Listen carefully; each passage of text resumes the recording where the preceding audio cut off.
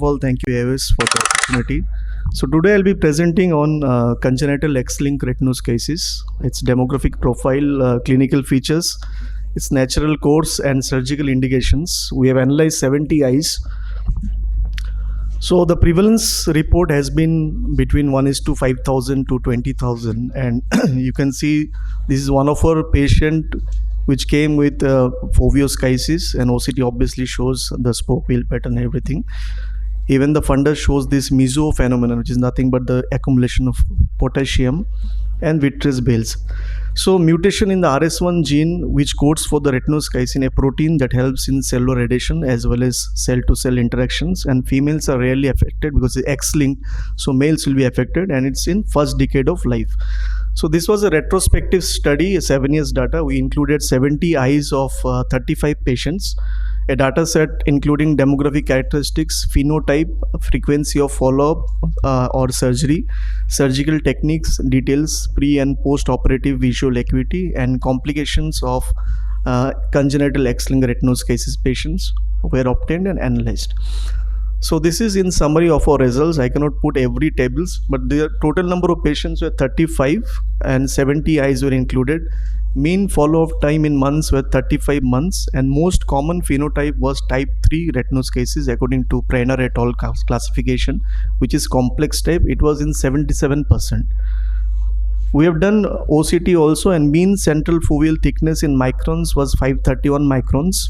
Number of eyes underwent laser photocoagulation was in 2 eyes, and the number of eyes that underwent vitreoretinal surgery was 5 eyes. Mean age at initial presentation was 6.9 years, and median baseline visual acuity of patients undergoing vitreoretinal surgery was 1.8 logMAR. And most common cause for vitreoretinal surgery in our series was rhegmatogenous retinal detachment, which was seen in 80% of the cases. And one eye had macula threatening schisis, so that also we have operated. Most frequent vitreoretinal procedure was pars plana vitrectomy. We have done all the eyes vitrectomy only. No buccal was made owing to posterior breaks and grade 2 PVR.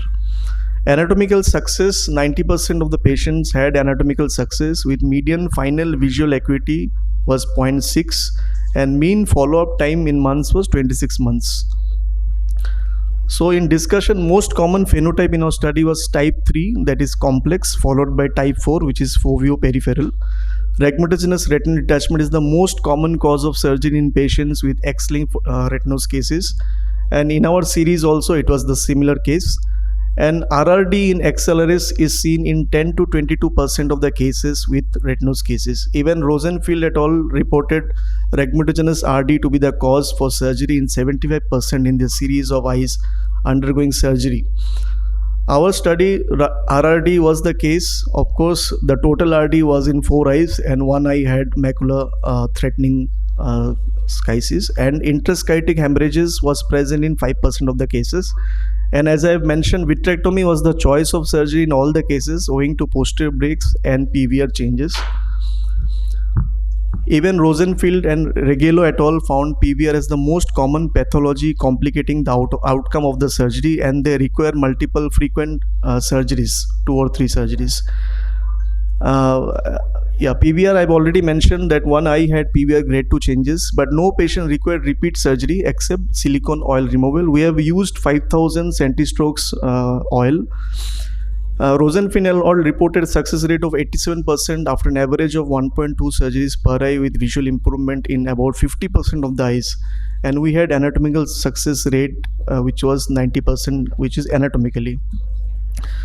So it was a retrospective study with a wide spectrum of presenting features. We did not encounter any atypical features like macular ectopia or dragging or anything. Here the family history and screening is very important. Genetic analysis we could not do because of lack of affordability. And rhegmatogenous RD is a vision threatening complication of X-linked retinoschisis we have to keep in mind, and surgical intervention in the form of pars plana vitrectomy or scleral buccal can be performed. Many authors perform buccal first, and if buccal fails, then they will undergo pars plana vitrectomy, but we have done all the cases pars plana vitrectomy only. Multimodal imaging like OCT can be an assistive tool to find out the amount of schisis, because some patients may spontaneously regress. And ERG can give varied findings. In our case, out of 70 eyes, 62 eyes had electronegative B wave, where the 8 eyes had normal A and B waves with lower amplitude in both the scotopic and photopic conditions. Thank you. Thank you, Dr. Das.